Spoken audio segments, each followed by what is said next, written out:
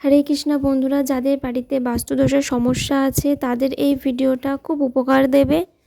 তাদের কাছে একান্ত অনুরোধ, তারা ভিডিওটা শেষ পর্যন্ত দেখুন, আপনাদেরই মঙ্গল হবে। বাস্তুদোষের সমস্যা যাদের আছে, এখানে যে 3টি নিয়ম দেওয়া হচ্ছে সেটা পালন করলে অবশ্যই কেটে যাবে।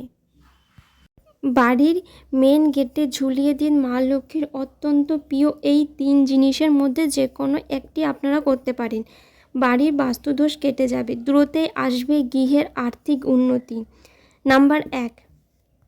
নাম্বার এক, কড়ি ও স্বস্তিক চিহ্ন রাখুন এইভাবে। কোনো রকমের কষ্ট কাটিয়ে ওঠার জন্য বাড়ির সদর দরজার সামনে স্বস্তিক চিহ্ন এঁকে একটি কড়ি এবং আতক চাল একটি চেলি কাপড়ে মুড়ে ঝুলিয়ে দিন।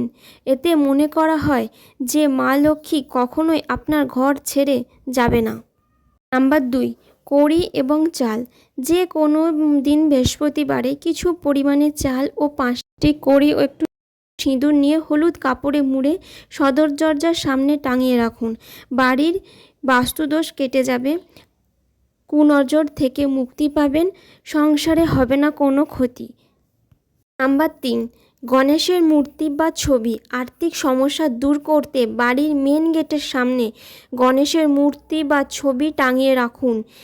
সেটা অবশ্যই দরজার ভেতর দিকে রাখবে, তাহলে সফলতা অবশ্যই মিলবে আপনাদের।